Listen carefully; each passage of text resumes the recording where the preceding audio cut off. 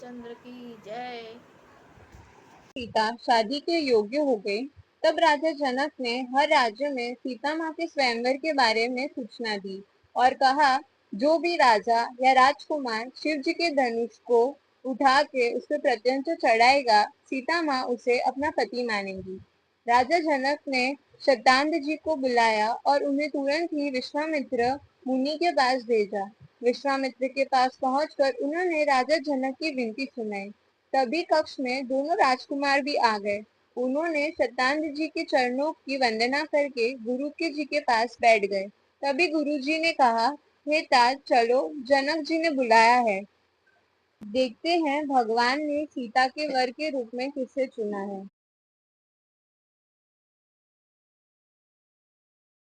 था दोनों भाइयों ने माली से आज्ञा लेकर प्रसन्न मन से पुष्प लेने लगे।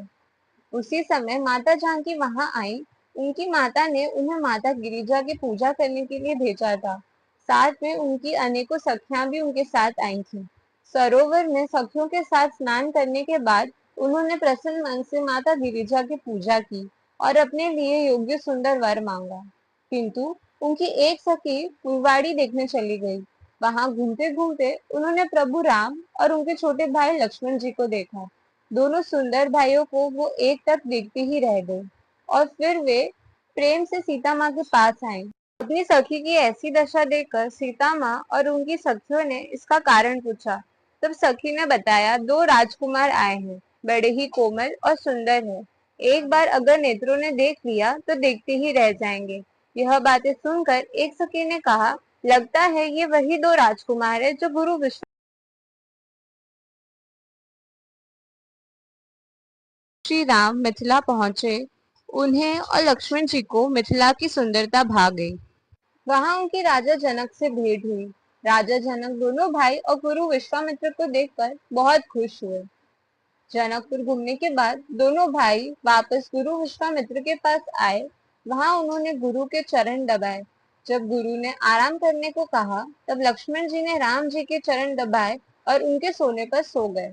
अगली सुबह दोनों भाई गुरु की आज्ञा से पुष्प लेने गए।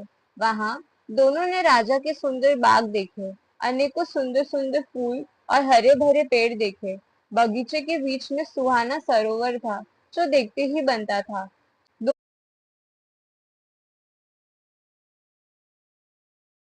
रह जाएंगे।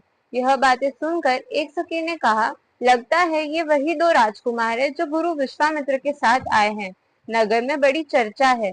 सुना है दोनों भाइयों ने अपने रूप से नगर के स्त्री और पुरुष को अपने वश में कर दिया था।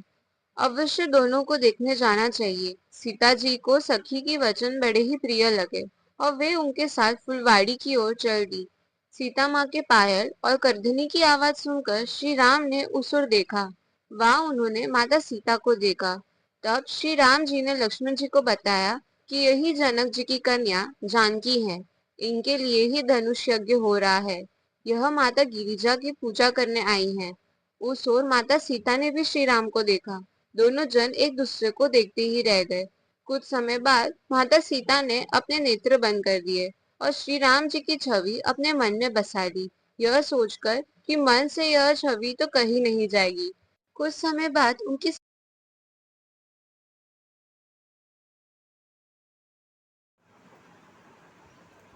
अथ श्री सीताराम विवाह कथा। मनुज ही रचेहु मिली सोवरु सहज सुंदर सावर, करुणा निधान सुजान शील सनह जानत रावर। एहि भांति कौरी अशीष सुनि सिय सहित हिय हरषि ओली। तुलसी भवानी पूजी पुनि पुनि मुदित मन मंदिर चली। जानी गौरी अनुकूल सिय हिय हर्षु न जाई कोई।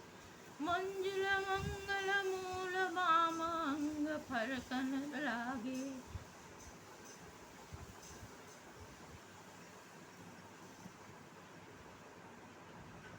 पढ़ते ही बहुत प्रसन्न हुए और गर्व महसूस करते रहे।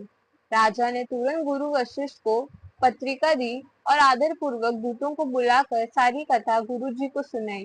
गुरु वशिष्ठ भी बहुत खुश हुए और गर्व महसूस करने लगे। उन्होंने राजा दशरथ जी की भी बहुत तारीफ की और कहा मिथिला जाने की तैयारी शुरू करो। फिर राजा ने रानियों को पत्रिका पढ़ के सुनाई। तीनों माताएं अत्यंत प्रसन्न थी और अपने दोनों पुत्रों को आशीर्वाद दे रही थी। उस दिन राजा ने बहुत दान दिया और पूरे अयोध्या को सजाने का आदेश दिया। अयोध्या वासी भी खबर सुनकर बहुत खुश थे। महल में अनेकों पकवान बनने लगे, स्त्रियां गीत गाने लगी। राजा दशरथ के महल का वर्णन करना मुश्किल हो गया था। फिर राजा दशरथ ने भरत जी को बुलाया और कहा, शीघ्र घोड़े, हाथी, रथ सजाओ और जल्दी रामचंद्र की बारात में चलो। भरत जी ने भी तुरंत सब सहानी को बुलाया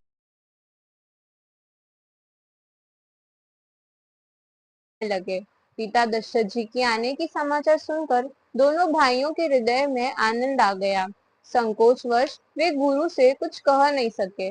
विश्वामित्र जी ने उनकी बड़ी नम्रता देखी तो प्रसन्न होकर उन्होंने दोनों भाइयों को हृदय से लगाया और जनवासी की ओर चले जहाँ दशरथ जी थे। जब राजा ने पुत्रों सहित मुनि को आते देखा तो वे हर्षित होकर उठे और मुनि को दंडवत प्रणाम किया और गुरुजी ने राजा को उठाकर हृदय से लगा लिया। फिर दोनों भाइयों को दंडवत प्रणाम करते हुए देखकर राजा के हृदय में सुख समाया और उन्होंने अपने दोनों पुत्रों को सीने से लगा लिया। फिर दोनों भाइयों ने गुरु वशिष्ठ को दंडवत प्रणाम किया। गुरु ने भी दोनों भाइयों को हृदय से लगा लिया। फिर दोनों भाइयों ने सब ब्राह्मणों की वंदना की और मन भाए आशीर्वाद पाए। भरत जी छोटे भाई शत्रुघ्न सहित श्री रामचंद्र जी को प्रणाम किया और लक्ष्मण जी के भी गले लग मिले।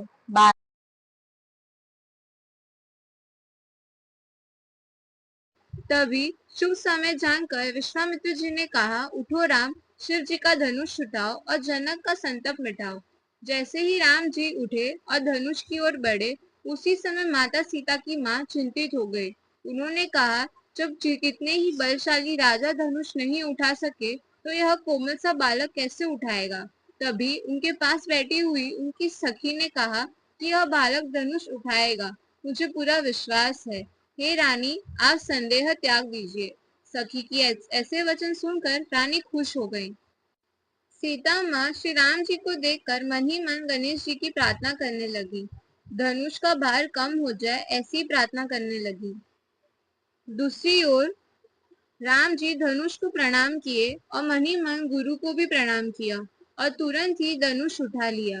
जैसे ही उन्होंने धनुष उठाया वैसे ही धनुष बिजली की तरह चमकी और आकाश में मंडल जैसा हो गया।